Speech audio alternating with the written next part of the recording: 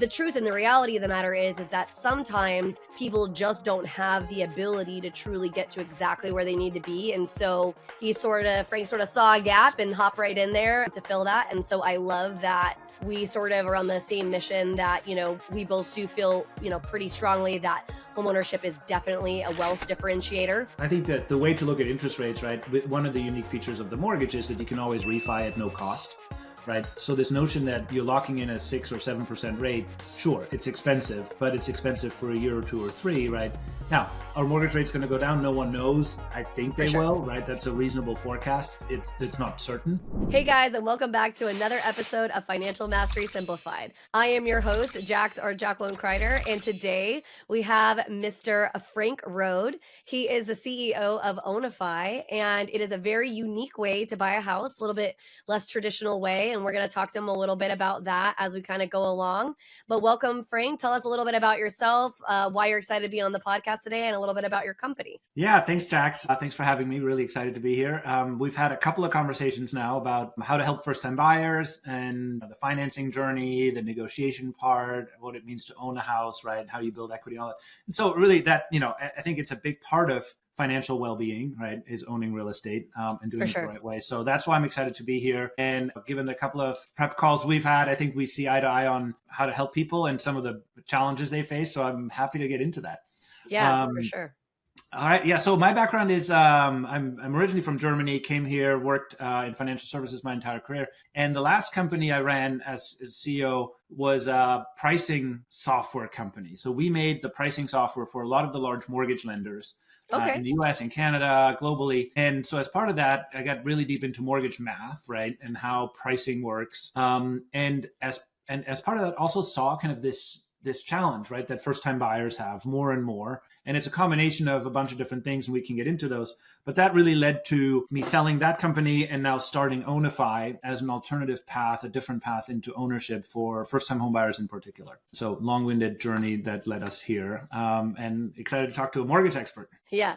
Well, first of all, I think that's awesome. What part of Germany are you from? I'm from a town called Siegburg between Bonn and Cologne. And okay. Right now, that is a beautiful Christmas market. Yeah. Well, I was going to say, my husband is actually German, full German, was born there and everything like that. My family is also German. So I've got lots of ties and lots of roots there. And so for those of you listening, there is a kind of a complicated structure of exactly how Frank achieves this sort of goal. But it is basically like a super sophisticated rent to own, but you actually are owning it earlier on in the process. And so there's a very unique legal structure that he has kind of created, but it's fascinating. I love it because it allows people to get into homeownership faster, right? I obviously on the mortgage side, there's a lot of things, a lot of tools we can use to try to help people to get into homes as early as possible. Sometimes first-time home buyer programs and things like that. But the truth and the reality of the matter is that sometimes people just don't have the ability to truly get to exactly where they need to be. And so Frank sort of saw a gap and hopped right in there to fill that. And so I love that we sort of are on the same mission, that, we both do feel, pretty strongly that homeownership is definitely a wealth differentiator. I know that some people hold a different path and they don't want to own property, and that's fine. But for those of you who do, and you're thinking, man, I mean, I talked to somebody the other day, they were saying millennials are not, not buying houses because they want to and they just are waiting. It's because we can't. And it kind of stuck with me a little bit, right? And I can appreciate that a lot because I've pulled a lot of credit reports and I've seen the amount of financial debt in the form of education debt that these people are taking on. And it's very sad for me because I there's nothing that I hate more than not being able to say yes up front, right? Having to like make them have to wait in the process. And so Frank is definitely doing some unique things to sort of help say yes faster, I guess, if you will. So if you want to kind of maybe explain at least at a high level so people understand, and then we can kind of keep talking about the home buying real estate process journey, if you like. Yeah. Yeah. So, I mean, the problem, I think everyone understands the problem, right? And you've pointed it out, which is young people, first-time buyers are struggling. And there's a couple of reasons for that, right? Home prices continue to go up. Correct. We're short housing supply in the US, so home prices are not going to get cheaper anytime soon. Now we have mortgage rates that are higher than they've been, at least in the last couple of years. They're probably back to their long run average, right? Maybe they come down a little bit more. So you have mortgage rates, you have the down payment requirement. And to your point, what we see, and this is what I saw at Nomis, and you saw it just in explaining the credit pulls, the most first-time buyers, right, who have good income also have student debt. And so you're Correct. sitting on $40, $50, $80,000 of student debt that you're paying down. And it's very hard to A, stack a mortgage on top of that and afford the monthly payment. Correct. And two, it's hard to save for the down payment because you're paying down more student loans, right? So Correct. you have student loans. And then what happens is 40% of all buyers out there are cash buyers, right? Whether you're competing against Wall Street private equity buyers who are turning more and more single family homes into rentals, Correct. or against, second and third time buyers who come in with an all cash offer. So it's hard on a number of dimensions, and all of those things kind of came together at the same time. And so when you talk to the average, 29-year-old, 30, 33, 34-year-old, right, starting a family, looking to buy a home, it's hard, right? And sure. I don't think it's, there's maybe an attitudinal piece that says millennials are less interested in ownership. I think a big reason for it is because it's gotten harder, right? Oh yeah. And so what we do with Onify is really kind of, we challenge this question of why do you have to buy 100% of the home upfront and then get a mortgage and pledge the title to the lender? Why can't you buy a home in fractions or in pieces or bricks, as we call it, right? And kind of start that way and then get a mortgage later on, right? When you're ready, when you have built up enough equity, enough of a down payment. And so in a simplified manner, what we do is we allow customers to make all cash offers on homes. We place those homes into individual LLCs, limited liability companies, to hold title, and then we fractionalize the ownership of that company. So it's hard in the US to fractionalize a title, but what you can do is you can place the title into an LLC and then issue shares in that LLC.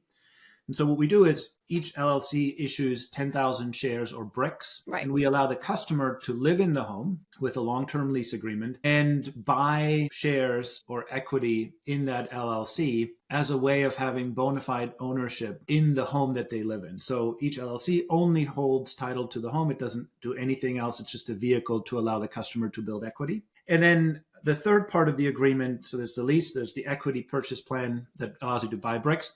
The third part of the agreement is a purchase option that allows the customer at any point during the agreement to buy the home from the LLC in the traditional manner. And so the golden path that we've designed is really that a customer starts with Onify, works their way up, over 5 years, they can build 10% equity, and then they use that as a down payment for a traditional mortgage, get the mortgage, and use that to buy the home from the LLC. And in the process, we've created this on-ramp that allows them to jump over the down payment hurdle, have affordable monthly payments, get started with 2% down. So that's the contribution on day one. And it's just an easier and more economical path early on for first-time home buyers. And so really what we've built is this structure where you're fractionally a renter and fractionally an owner, right? And the more you own of the home or of the LLC that holds title to the home, the less you pay in rent. And so you're transitioning from being a renter to becoming a partial owner to eventually becoming a full owner. And it really creates this in between, or this bridge, right, between renting to owning in an affordable manner. Yeah, for sure. Well, and it's a totally unique concept. I love that it gives you the option of basically being like kind of like a cash buyer, because as we were discussing before, I mean, we have some mortgage options that do some of the same, where like as long as you've qualified fully on the mortgage side, then the mortgage company will give the cash offer, right? And then once it closes, then it basically kind of converts and they finish the paperwork on the purchase side to do the loan. And so there are some options like that, but we were seeing so heavily in 2020 where it broke my heart. I mean, I had so many first-time home buyers who were out there.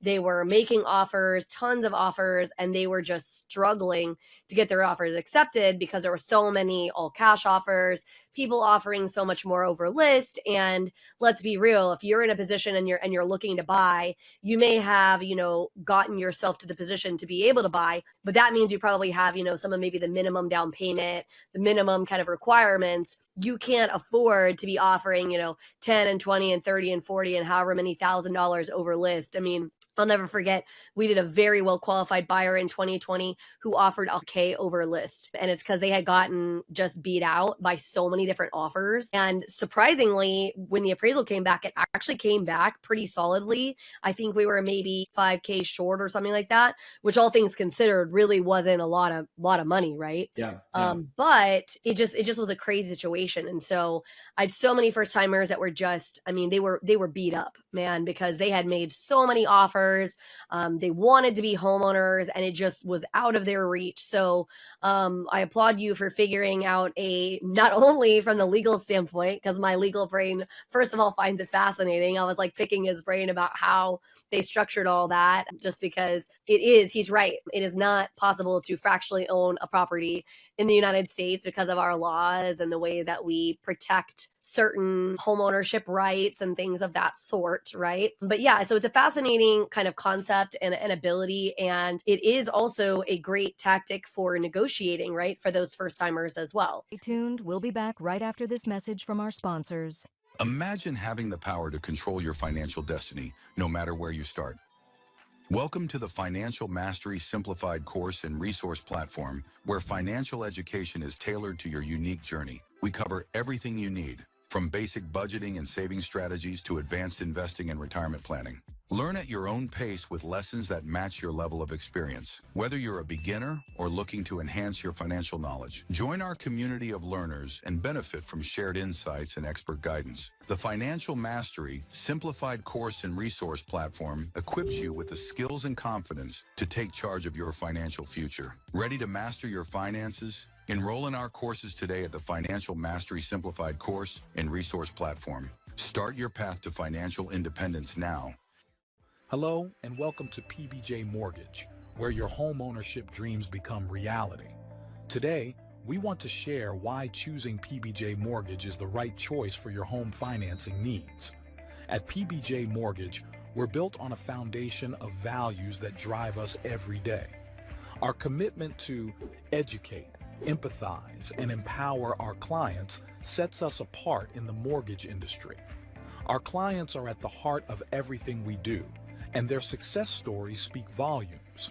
With years of experience, our team possesses in-depth knowledge of the mortgage programs, ensuring you receive expert guidance and the best possible rates. We offer a diverse range of loan options to suit your unique needs, including conventional, FHA, VA, and more. No matter your situation, we've got a solution. At PBJ Mortgage, we pride ourselves on providing personalized service. Our dedicated loan officers are here to guide you every step of the way, making the process as smooth as making a peanut butter and jelly sandwich. We understand that time is of the essence, which is why we've streamlined our processes for efficiency and convenience. Transparency and clear communication are paramount. You'll always know where you stand throughout your mortgage journey. Reach out to us today to set up a call to discover your options. If you're ready to make your home ownership dreams a reality, contact PBJ Mortgage today. Let us empower you during this exciting journey. Phone number 4-693-733-107 www.pbjteam.com. Visit our website or give us a call to get started. We look forward to helping you secure your future home. PBJ Mortgage, where home begins. Thanks for your patience. Now back to our conversation. So we talked about this right before we started recording. One of the interesting things that first-time buyers struggle with is you walk into the home, right? You find it on Zillow or Redfin or what have you. Find it with your agent. You walk into the home, you fall in love, and then you say, "I want that one," right? And the next question is, well, how much should we offer? Well, there's a list price, right, that was set by the seller and the listing agent. And your buyer's agent says, well, you should offer list or over list, or, rarely does the buyer's agent help you negotiate a better deal because it's not in their interest, right? It's not, their commission actually goes down when you pay less. And the longer it takes them to close the deal, the more hours they have to spend and the more work they have to do for what is ultimately a fixed payment, right, of 2 or 3%. And so we did two things. The first one is we said, okay, we're going to come in as an all cash offer. We're professional home buyers. We negotiate on your behalf. And so far we've seen that to be roughly 3% or so below competitive offers, right? So we can come in and say, because it's an all cash offer, because it's a 14-day close, right? We can be a little bit more aggressive. And most sellers appreciate that. The second thing we did is we changed the commission structure to our agents. So when we work with agents, a home buyer might come in without an agent and we partner them with an agent, or they come in with their own agent they've been, shopping with. We now, because legally the LLC is the buyer, we sign a new buyer's agency agreement, right? And post the NAR settlement earlier this year. Yep. There's all sorts of confusion in the market and who's actually paying the buyer's commission, right? Is it the seller? Sure. Is it me? And so what we did is we leaned into this and we said, okay, we're going to structure a commission plan that is very unique. And what we say to the agent is, you work on our behalf in buying this home. So we're going to pay you 2% of the list price, not of the purchase price, of the list price. And in addition, we'll pay you 10% of whatever savings you negotiate. So if you help us buy this $400,000 home for $360,000 because you're a brilliant agent and you know how to negotiate, or because you took our offer and carried it there, either way, you generated $40,000 in savings for the buyer, and we will pay you 10% of that. So you get an extra $4,000 on top of your commission. And what it does is it turns the model around to the agent to say, you actually get paid more for a lower purchase price. Right. Which hasn't existed before. Every other agent transaction works the same way, which is the listing agent, the buyer's agent split their 6%, right? So the higher the transaction value, the better off everyone is, right? And the faster it closes, the less work everyone has to put in. Now, we love our agents. They're great partners. But what we wanted to do is turn the game around a little bit and say, hey, we will pay you more if you drive a better bargain and if you, negotiate harder. And it cost, once people kind of got their heads wrapped around it, it works really well, but it took them a while. No, I mean, it is something that it's been very interesting post the NAR settlement. And for those listening who don't understand what that is, so prior to the settlement rolling out, it was traditional that the seller usually paid the buyer's commission. That was usually what happened. And I would say that still right now, that is probably still more the way that people are leaning. However, that isn't what has to happen anymore. So now there has to not only be a buyer's agreement in place, so agents are actually not allowed legally to even show you homes without having this agreement in place. And so that was a big change. And then also you had to figure out what the commission structure would be. And if the seller is not willing to pay that amount, then the buyer is responsible for coming up with that fee, right?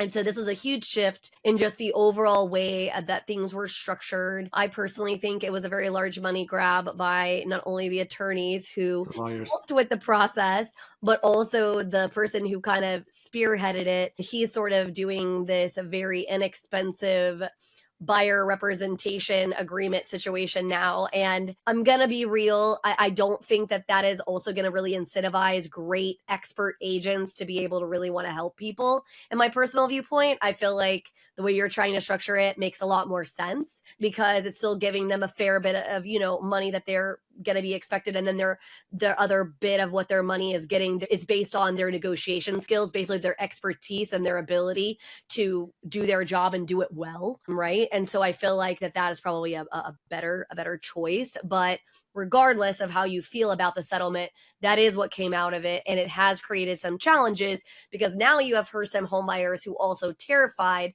to go out and seek out the expert advice of an agent because, oh my gosh, I can barely afford to pay the down payment, the closing costs, whatever. And now I may or may not have to pay an agent on top of that. Exactly. Right? A seriously good agent, I'm just going to be real with you. Even with that buyer's representation, they will figure out how to get their fee covered by the sellers if they're really any good at their job. So I will give you that preface, but it is true that if for some reason the seller just is hard-nosed and they just will not do it, that yes, that could fall back to the buyer. And so it definitely has created some confusion in the space, that's for sure, as well as I think part of the challenge. I think part of the challenge for the first-time buyer is that so far, but hopefully this will change, right? You can't roll that commission into the mortgage or the financed amount either, right? So you have to come up with it out of pocket if the seller doesn't pay for it. Now, there are ways. There is some truth and some non-truth to that. So there are some memorandums that have come out from like FHA, VA, and some of the big players on how you can sort of do it, but you do still have to have the appraised value in the property. So if the appraised value isn't there to sort of meet this gap, then yes, you're right. There can be some challenge there. So there is some ways to do it, but it is a little bit, it's not as straightforward as like, yeah, for sure, you can just take that money and roll it back in on top. So it's not Yeah. like that. Yeah. I think yet another wrinkle, right, that first-time buyers need to understand and really get clarity around when they work with agents as well. It's to say who's ultimately on the hook for it. And so ultimately, our goal is to become the partner and the co-investor, really. And structurally, Sure. we are the co-investor, right? We buy 98% of the home on day one. You buy as a customer 2%. And then over 5 years, the way the program works is we transfer our shares to you so that at the end of 5 years, the customer has 10%, we still have 90%. And if you keep going, right, in another 5 years, you might have 20%, 22%, we have the balance. And because of that structure, we as Onify, right, and the investors that are part of Onify and invest in the fund, we have a vested interest in driving the best deal up front, right? We have a Sure. vested interest in negotiating hard, and that benefits the customer as well. And so it's really what we're trying to do is align ultimately the incentives. And if we can get the customer into the home, right now they have the ability to build equity, build their nest egg, and eventually when mortgage rates come down or they have built up enough of a down payment, they can always transfer to the mortgage-based path, right? For sure. As the long-term, probably best solution, right? If someone wants to stay in the home for 10, 15 years or longer, right? The mortgage does have a bunch of advantages there. Yeah. And so far, we launched in Raleigh, Durham. So we're live in North Carolina. We just added Tennessee, South Carolina. We'll be in Texas eventually, as we talked about, Florida, Georgia. And we're seeing tremendous demand on the consumer side, so a good pipeline there. And then investors coming into the fund to basically participate on the other side of the equation, right? As investors in this structure where you're effectively getting, rental yield and home price appreciation, not unlike investing in single family homes, but through this unique co-ownership structure, right? Which Right.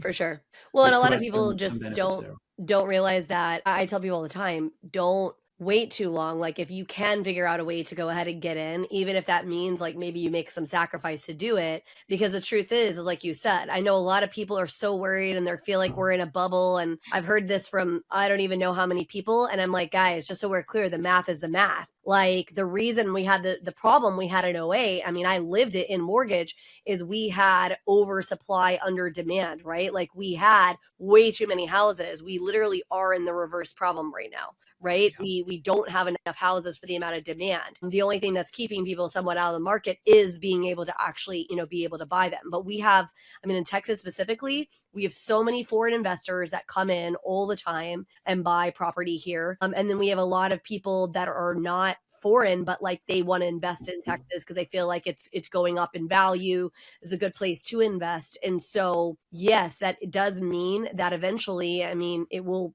price some people out of the market if they don't go ahead and jump in, right? And so it's a unique challenge, and one that you have to consider as a potential home buyer is, how do I look? Because I've had that conversation a lot with people over the last couple of years, right? As the market slowed, they're like, well, the interest rate's so high, I don't necessarily know if I want to buy a house right now. And I'm like, okay, but your competition is less and you possibly can get a better deal. So if you can actually afford to buy, may not be the worst timing, right? And yeah, so and I think that the way to look at interest rates, right, one of the unique features of the mortgage is that you can always refi at no cost, right? So this notion that you're locking in a 6 or 7% rate, sure, it's expensive, but it's expensive for a year or two or three, right? Now, are mortgage rates going to go down? No one knows. I think they will, right? That's a reasonable forecast. It's not certain, but you always have the ability to say, look, most likely, my financing costs will go down, and they're downward flexible, right? Because of this refi provision. I think there's generally, and this is the, long-term challenge we have in the US, right? 2/3 of house prices are driven by supply and demand, just enough housing versus demand, right? And we are short. Depending on which number you believe, 4, 5, 6 million units in the US. And at the current rate of building, it'll take us 10, 12, 15 years to build up that supply. Crazy. It's not going to happen fast enough, right? Right. And the baby boomers and, kind of people retiring and or eventually dying and housing becoming available through that mechanism, that's not going to happen for another 10, 12 years either. So I think there's a floor under the price of housing that we will see for quite some time, right? And those fundamentals, right, supply and demand, are not going to change. mortgage rates are maybe a third of the driver of house prices, right? So mortgage rates come down, For right? sure. House prices go up because affordability becomes better. For sure. But the underlying core is really supply and demand, and that's the the big driver. For sure. I just think it's so interesting to me when you have the conversations though, like with some of these people, because what I always tell them too is the reason that I bought a house. So I bought a house, statistically speaking, very, very young. So the average age of the American first home buyer is about 32 to 35 years old. I bought a house at 22. So I owned a house way early, mainly because I not only one saw the value in being able to make adjustments to it as I saw fit, because my mom is interior design, and so I didn't want to have somebody tell me what I could or couldn't paint the walls or whatever the heck case, right?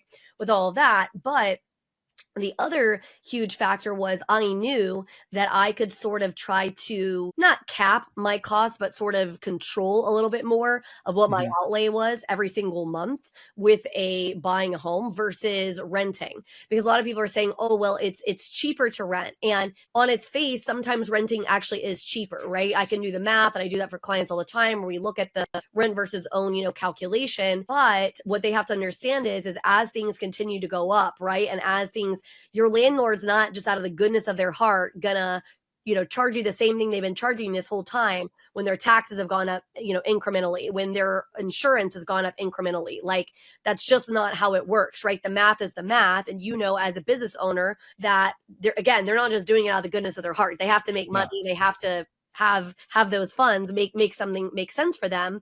And so that is what's going to happen. Your rent is going to eventually go up. Is it right now? No, maybe not, but it will. Stay tuned. We'll be back right after this message from our sponsors. Imagine having the power to control your financial destiny, no matter where you start.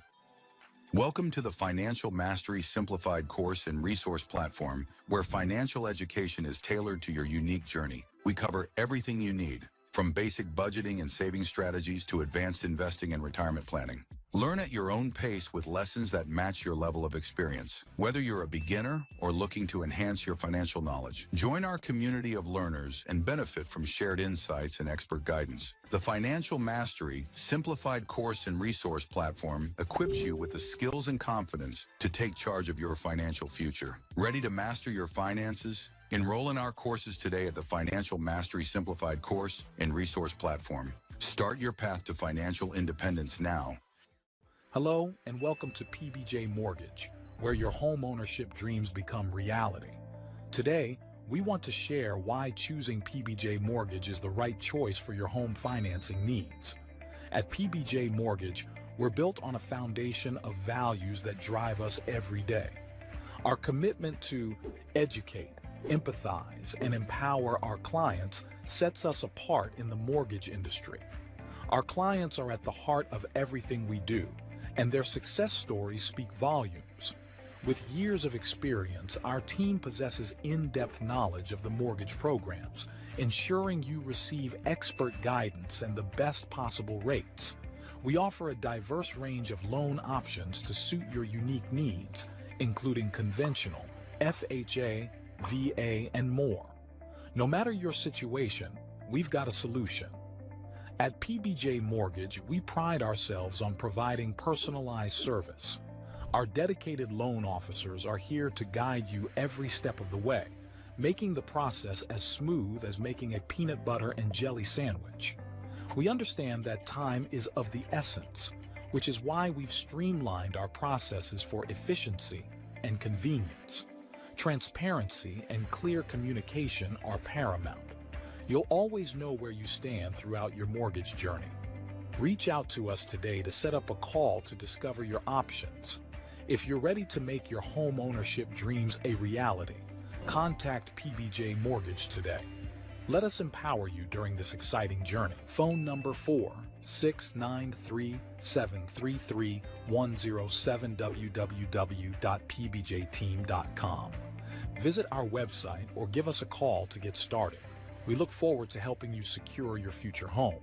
PBJ Mortgage, where home begins. Thanks for your patience. Now back to our But it will. I mean, it is long term. It's been 3.4% rent inflation, right? Single family homes in particular. So if you're getting into a home and you're renting it and you're paying $3,000 this year, right, on a monthly basis, on average, that's going to go up 3% year over year, right, or a little bit more. And I think that's one of the things we talk to a lot of people, right? Renters and buyers and young families. And one of the things that people most dislike about renting is exactly that, the financial uncertainty of my landlord can raise the rent, right, at any point. The other thing they don't like is your example, right? If I want to make changes, right? I want to, like, we notched the doorway when the kids got older, right? And we put notches in the doorway. It's like, yeah, it's our house. So, and it's a memory. And I want to know, how tall the kids were 2, 3, 4, 5 years ago. But if you do it in a rental, you're going to get charged for it, right? Absolutely. So, so that's a little example, but that kind of ownership feeling of I can do what I want in my own four walls and I own the place, or at least have the rights to do that. That's important, right? And then obviously the fact that over time, as real estate values go up, it is one of the best ways to create long-term wealth. And for most Americans, the home is the single biggest source of wealth. Right? Absolutely. Yeah. Well, I do a lot of education in mortgage space, in financials in general, but in mortgage space particularly. And I actually did a whole presentation on reverse mortgages and things like that, because there is a huge piece of the aging population that they're literally like so financially strapped, and that house is what now will allow them to live in a more comfortable retirement state through the use and the vehicle of reverse mortgage. And as I explained to them, it's not for everybody. It's not a perfect solution for everybody, but heck, it is way better, right, than going into a really horrible financial position, or being to a point where you basically are living like beans and rice, right? You can't live your retirement life because you just can't afford to pay your bills. Like, that's a crappy position to be in. And I feel bad. Like, I hate when I see people who are older that are working at places. Like, if they're there because they want to do something, great. Like, that's one thing. But if they're there because they have to, because now, the inflation has gone up so much and the value of the dollar has gone down so that they can't afford to live a comfortable life, like, I hate that for them. And so, teaching them how to utilize that equity. And a lot of people just don't realize it's usually the single biggest asset that almost any American family holds in their retirement. Yeah. Yeah. Although I always enjoy finding the oldest person at Lowe's or Home Depot, because those people know more than anyone else there. 100%. Well, and a lot of them, they do it like, I joke that my dad, like, I don't know if he'll ever stop working because he just loves people. And I just can't see him like sitting in a house all day, like doing nothing. That's just not really his style or his way. And so that's fine. But like I said, my goal is I don't want anybody financially in a detriment, like where they're basically not able to enjoy the later years of their life. And like, to your point, you were talking about, baby boomers and passing away and things like that. People don't realize, like, the baby boomer generation is living longer than, goodness gracious. I mean, people are living I know that one of my grandmothers, she stayed in her house until she was like almost 90 years old. You know what I mean? And so, that takes that house off the market for a lot longer probably than we were expecting. Yeah. The house did not exist, for sure. But yes, other thoughts about, the market, what you see, because it's interesting. I didn't know you dealt with pricing in the mortgage space. What company did you work for? Nomis Solutions. This was the pricing analytics that kind of set the LLPAs, the loan level price adjustments, on top of the kind of securitization rates. And so a lot of this was about understanding, where can you be competitive? Where are consumers price sensitive? Where they're less price sensitive? For sure. And obviously mortgage lenders, spend a lot of time, effort, and energy and money trying to figure that out and get it right? So that they're competing, so that when you know where to go, right, and you know exactly kind of where the rates are, and you see that in your system. I think other thoughts, the market in most of the metros, right, is not going to get any easier. No. Right? There's definitely a trend towards young people work from home, but they still want to be in locations, right, where there are amenities, where there is culture and nightlife, and where it's fun to live, right? So places like, you're in Dallas, right? We launched in Raleigh. We see the continued trend, right? Yes, you can theoretically work from anywhere, but people want to be in those places, right? For sure. And so in any places that have that level of, attractiveness, home prices are going to continue to go up. Yeah, no, for sure. Well, and it is, I don't disagree. Like it's even in Texas, like Texas is such a huge state. And I have been here my whole life. And so driving all over the state, like you see some of those little towns that are kind of dying because if there was like one major company or whatever that was there and they closed down or something like that, I mean, the whole town starts dying because a lot of the younger people, they don't want to be there. Right. And Yep. it's also think about it too. They go away for college, right? They go to a different place. And so they're now already living not in that little hometown anymore. And so now they want to go, somewhere bigger and bolder and better. So yes, I definitely agree that I don't foresee, I mean, and I've looked at all the math because I lived the '08 crash. And not only did I live it, I was like at the height of it. So for those of people who do not know, the reason that subprime loans started being bought by Fannie and Freddie Mac was a company called Nation Star Mortgage. Nation Star Mortgage used to be Centex Home Equity. They were the subprime division of Centex Homes, and that is actually who I work for. And because they were a very strict underwriter of homes, and so what that means is they did a really good job of honing in on understanding the client profile, and exactly the risk factors you should take and associate with to make sure you got the right products. And so they started selling loans to Fannie Mae and Freddie Mac. And Fannie Mae and Freddie Mac made a huge miscalculation. They felt like all subprime loans were the same, and they most definitely were not. And so it created a lot of challenge and a lot of, issue in our space. And so living that, I have asked myself the question of, are we headed for another crash? Is that going to happen again? And the math just suggests otherwise. Yeah, I think the big difference is that the equity that homeowners have today in their homes is a significantly larger cushion than back in 2007, 2008. Correct. Where at the height you had 25% of the country underwater in some way, shape, or form, right? Florida, California, a bunch of places. And we are very far away from that, right? Largely because lenders have gotten more conservative around their underwriting, which then also creates this other problem that we've just discussed, which is it's harder for people to get in, right? I mean, for sure. If you looked at the ability in 2007 for someone with a 580 FICO score to get a mortgage, you could basically get a no documentation, 0% down mortgage on a second home, right? From a bunch of lenders, right? And that's basically impossible today, right? And so, so there's less of a risk of a credit-induced crash, right? That like we saw in 2008, 2009. But the flip side of that is it's also a lot harder for first-time buyers or anyone with kind of non-traditional income, right, to get into this, and in particular people with poor credit or any. Oh yeah.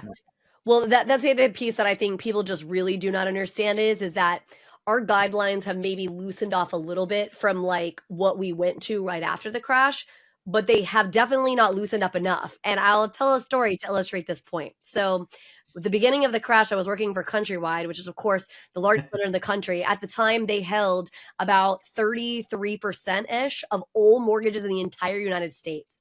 It was a crazy figure of how many mortgages they held, okay? And I backed customer service. So if you wanted to possibly lower your payment, they would send you over to me and I would try to see if I could help you do that. And so this woman comes across to me and she wants to lower her payment. And I'm like, yeah, absolutely. And so I'm a question asking education kind of style gal. So I start asking some questions and I say, okay, well, why are you looking to lower your payment? Oh, well, you're just really hard for me to make the payment or whatever. So she is in a negative amortization loan and the negative amortization payment. So just for you, those of you who don't understand what that is, the lowest payment choice doesn't even make the full interest amount every single month. It is actually growing in size.